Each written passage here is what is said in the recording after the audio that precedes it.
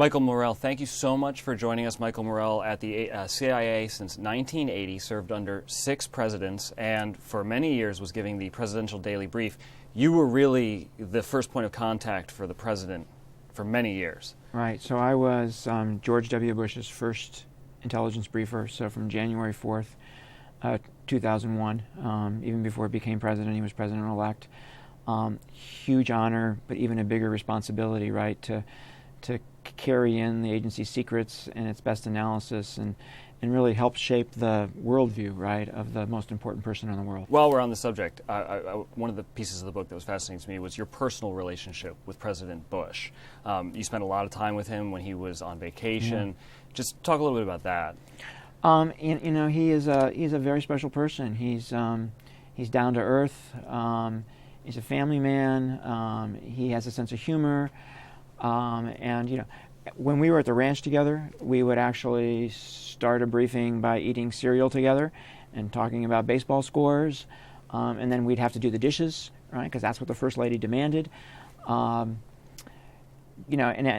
big fear is I was so comfortable with him, Cal, that my big fear is that I was going to screw up someday and call him George rather than Mr. President. You felt like you had let him down on 9/11.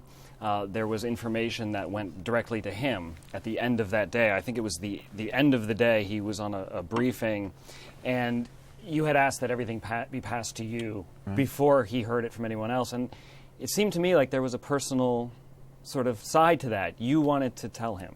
Yeah, so right after the attacks, he said to me, Michael, if CIA learns anything about who did this, I want to be the first to know. So I called Langley, and Langley the CIA headquarters was obviously in turmoil given what had happened, and so I don't think my message ever really got through. CIA did learn very early on that this was Al-Qaeda because they took the names off the flight manifests and they ran them against our terrorist databases, and there were some positive hits, right? So they knew pretty early on. And I didn't get that information to pass it to the president.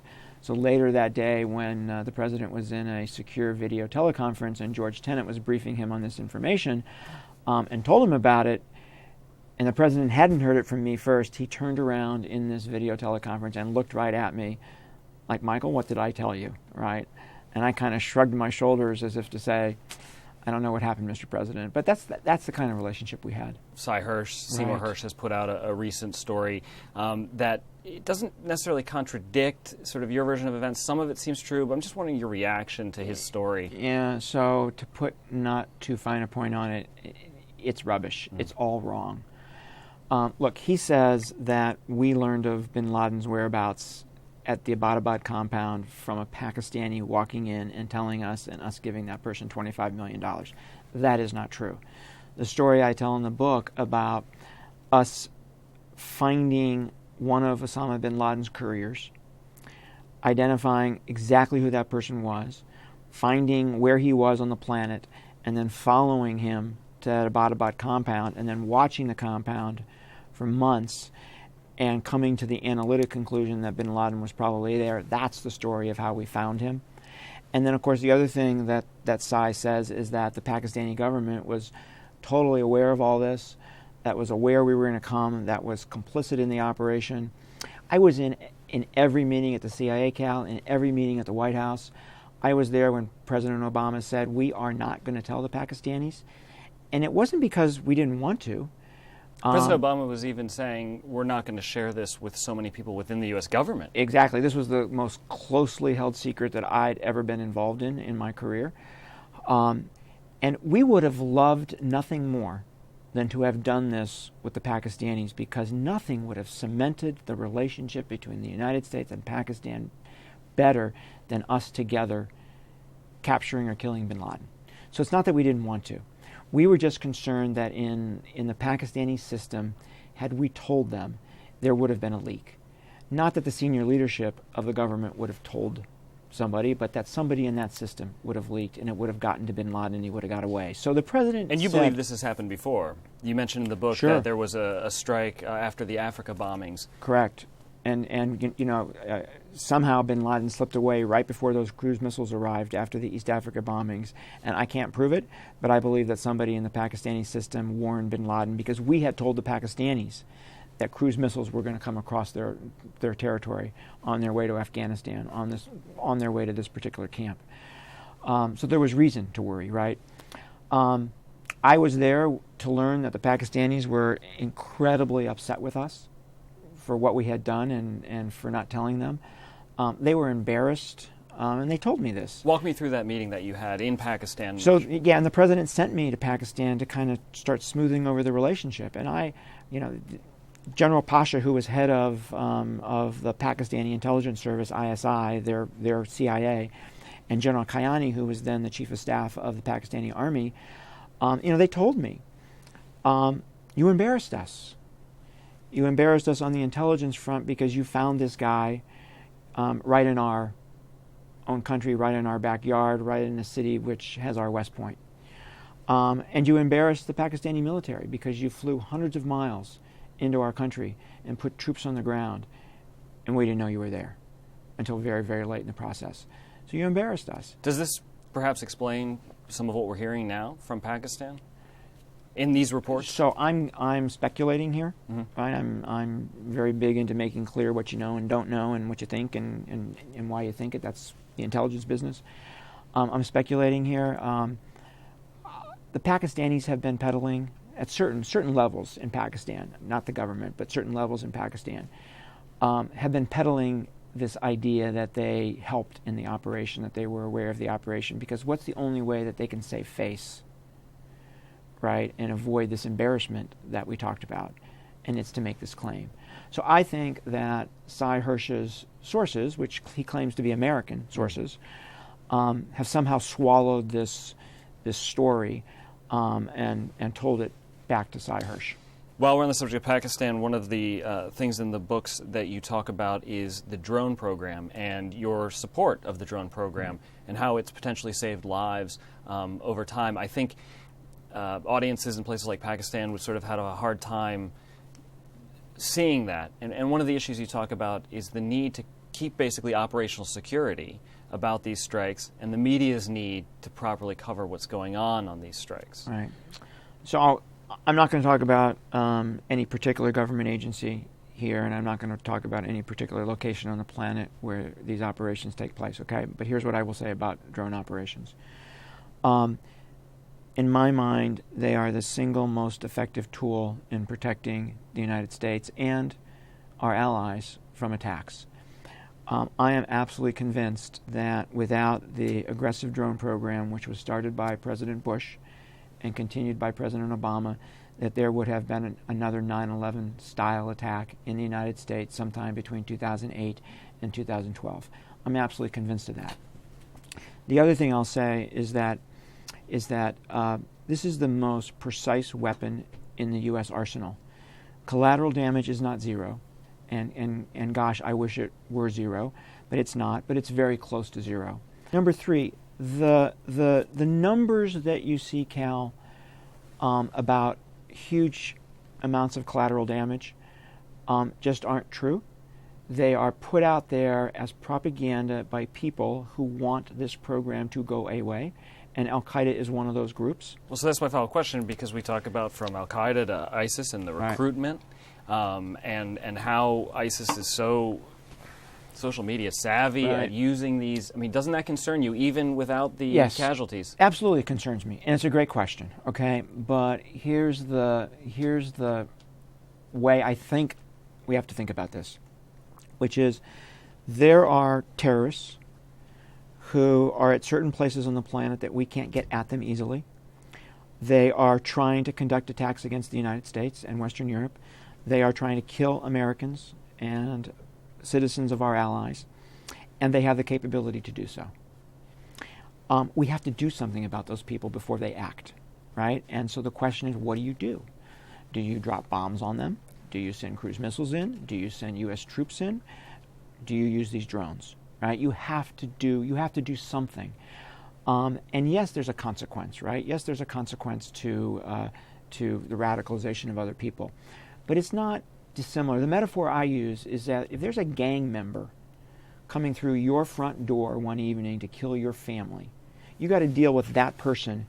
You can't stop and think about, well, how many more gang members am I going to make angry if I deal with this guy who's trying to kill me? Your book is very clear from Al-Qaeda to ISIS. This morning we wake up, I turn on the TV, Right. and I see that a government center that I, as well as a number of U.S. troops, spent a lot of time in, is now flying a black Islamic flag. Right. What is your reaction when you see that on the news?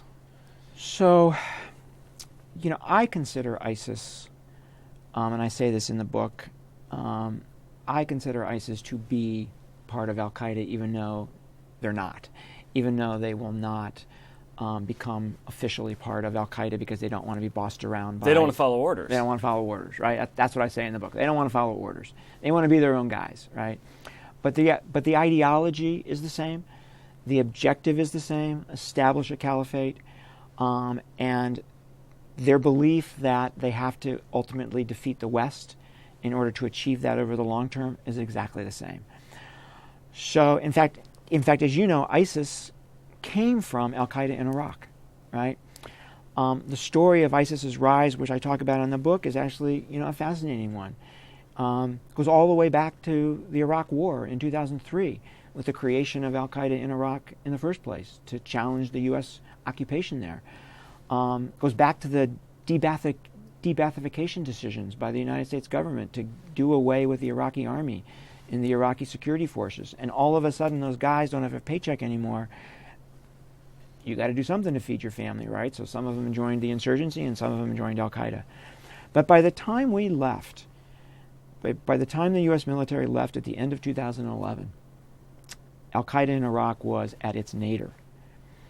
And they started to get stronger almost immediately because the military and intelligence pressure that was on them was reduced, and they started gaining strength, and we started reporting that. And then former Prime Minister Maliki starts a series of political decisions that disenfranchise the Sunnis, and that drives moderate Sunnis right into the hands of Al-Qaeda in Iraq. We report that. Then Al-Qaeda in Iraq sees this civil war in Syria that it wants to become part of because that's where the action is. They go across the border and they change their name. It's not cool to be in Syria and call yourself Al-Qaeda in Iraq, so they rebrand themselves. They go into Syria and they get much, much stronger. They get recruits. They get arms by overrunning Assad's weapons depots, and they get money. And we report all of this, that they're getting stronger and stronger and stronger. What is is there no better option than Bashar al-Assad? Is that the issue? Yeah. So I say, and I believe this is the hardest. Syria is the hardest policy problem I have ever seen in 33 years in government. Why?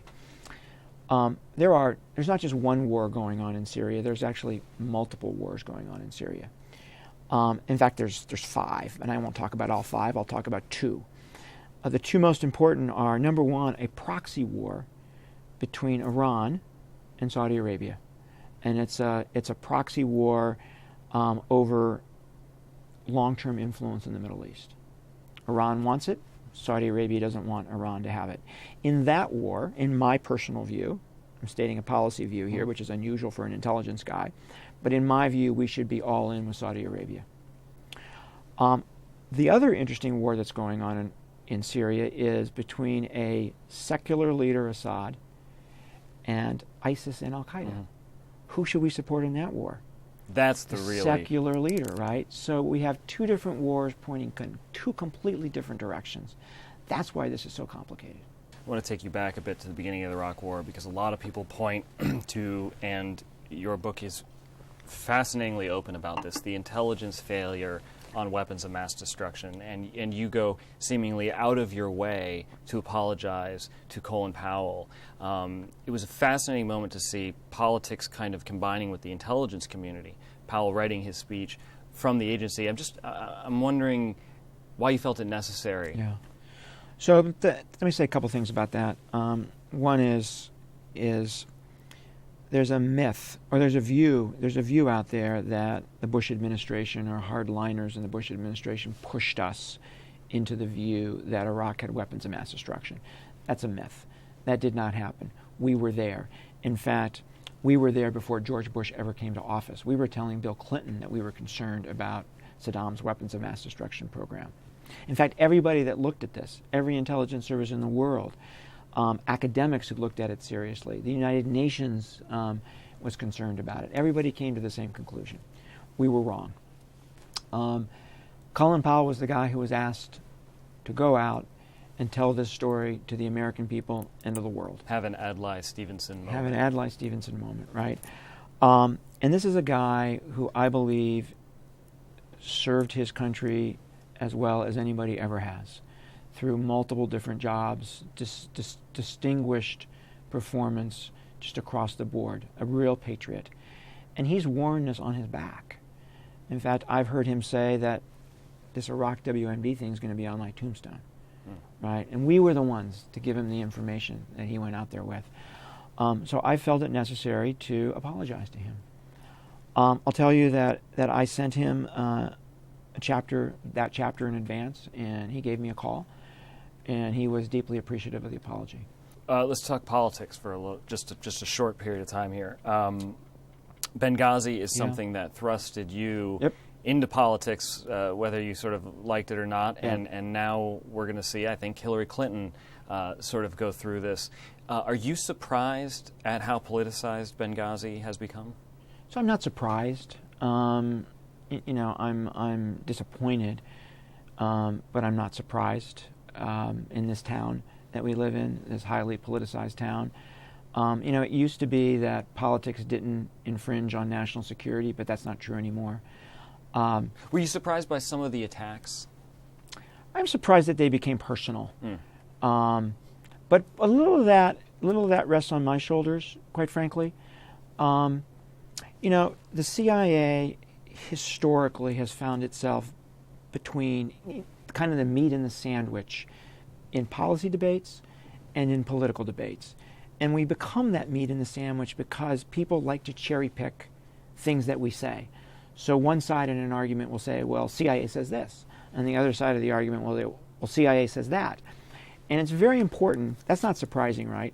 But it's very important when that happens for us not to become part of the debate, right? For us not to become part of the conversation.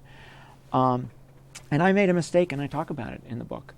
I made a mistake when I said yes to the White House asking me to go with Susan Rice to meet with Senator McCain, Senator Graham, and Senator Ayotte. Because they saw you suddenly as part of the politics of this, right? And that's not why I went, but that was certainly the perception.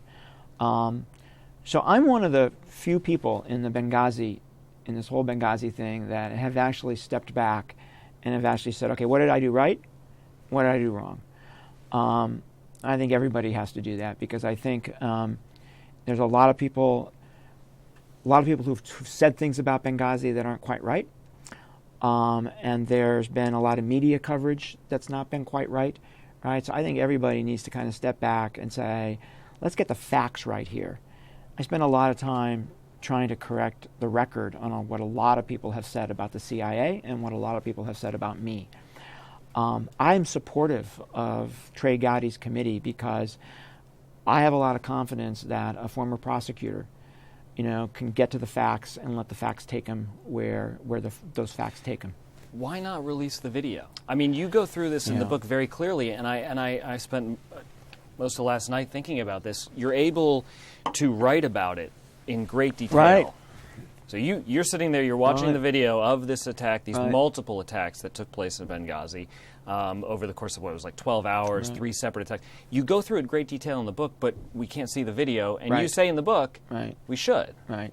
So it's interesting. So this is not, what I describe in the book, right, of exactly what happened that night. It's not just Michael Morell's view, right? It's the analysts in the intelligence community's view. And actually, you can go look at the House Intelligence Committee report on Benghazi, and in one of the appendices, you will find the PowerPoint slides that describe exactly what I describe in the book. And those PowerPoint slides actually have some photographs. And those photographs are from the video. And when the analysts presented those PowerPoint slides, they actually showed the video running on each one of the slides. The DNI, Jim Clapper, was for the release of the video. I was for the release of the video. Some senior people at the White House were for the release of the video. Why has it not been released? I don't know. Okay. Because I, as a journalist, and maybe you'll disagree with it, I'd love to know if you disagree with me. As a journalist, I got to think at some point we're going to see that video. I think you should. I think the American people should have seen the video from the get-go, because I think it would have put to rest a lot of the concerns about what actually happened. I want to ask you one question about China. You mentioned in your book, sort of going forward, China's going to be a huge challenge.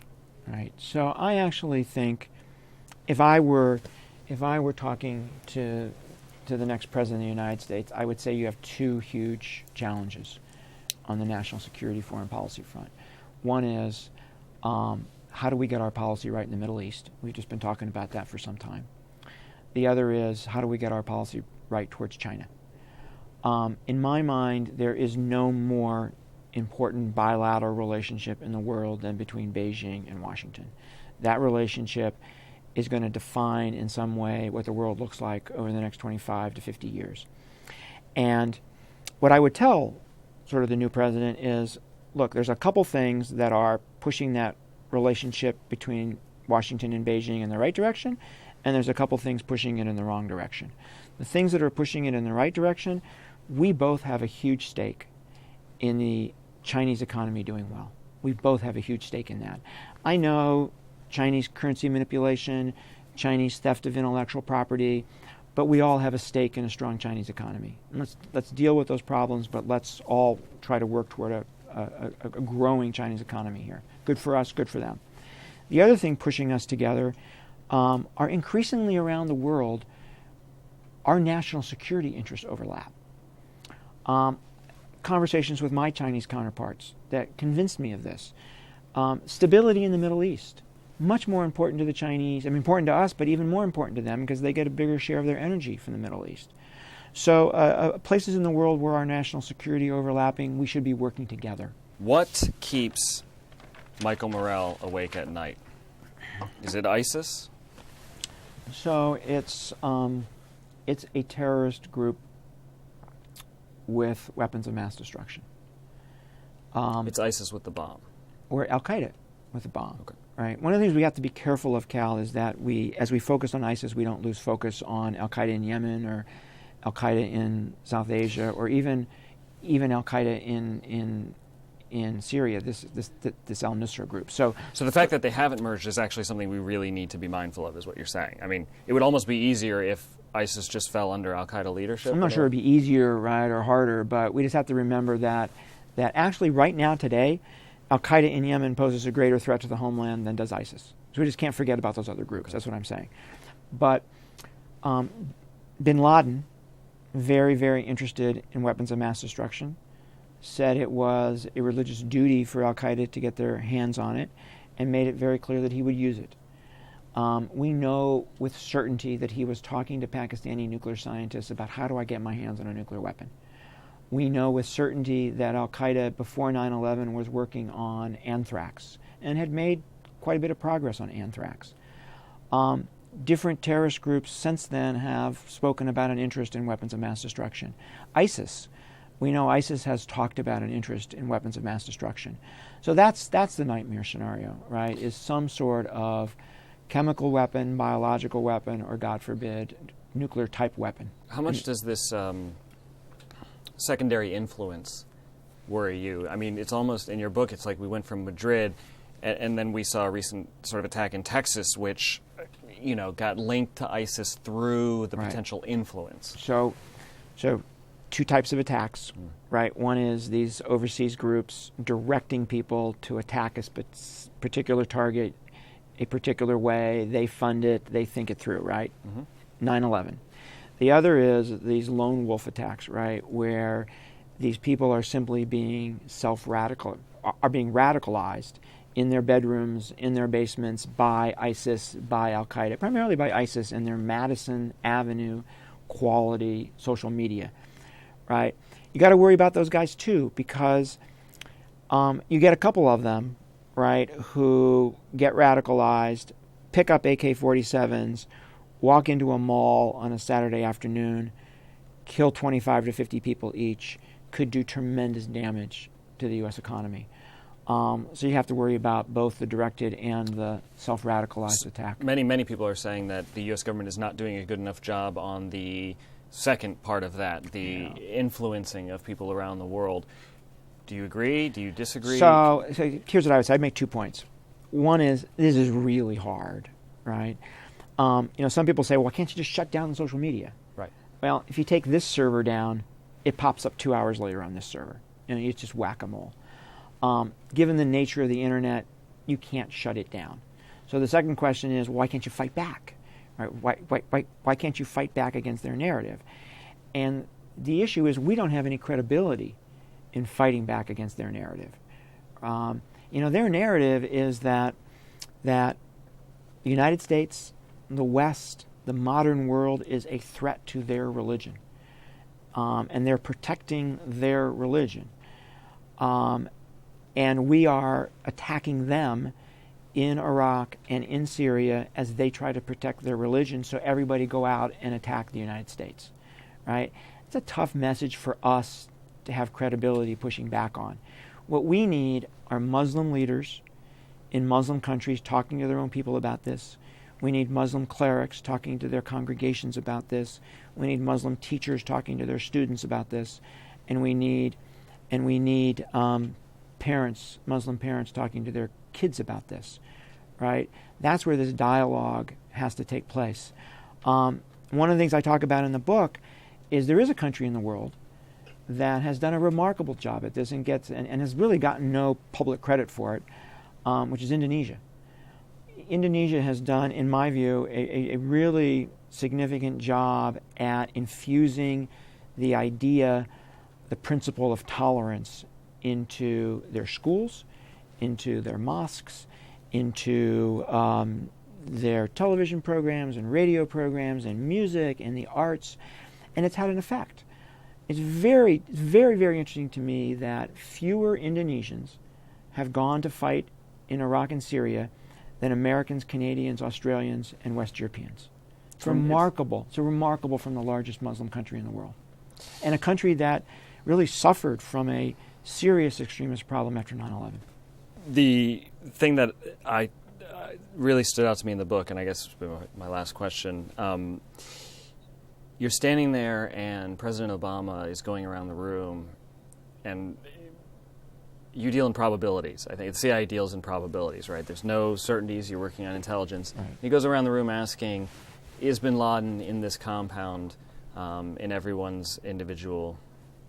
And you walked him through the reason that you were only at 60%. And I think it would be fascinating for international viewers to kind of hear how that worked and why you were only at 60%. Yeah.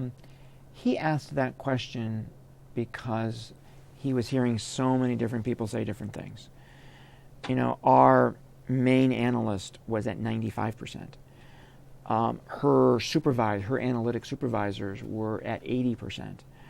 Other people were at 70. Some people were at 50. And he wanted to know, why is everybody all over the place? Right? Why isn't there more uniformity here? Right? And he asked Director Panetta, who was sitting at the table, and Director Panetta turned to me, sitting against the wall in the sit room, and said, "Michael, why don't you take that one?" Yeah. So I said, "Mr. President, it's not because people have different data. Everybody's looking at the same information, as you would want. I think it's people's different experiences." Mike Morell, author of the book Great War of Our Time, a witness to so many historic moments. I know there's a lot of journalists out there that are jealous of that. Thank you so much for your time. On behalf of VOA and our many language services, we're very grateful for you to take a full hour with us. Well, Cal, it's been great to be with you. Thank you so much. Thank you. Thanks. Thank you. Great interview.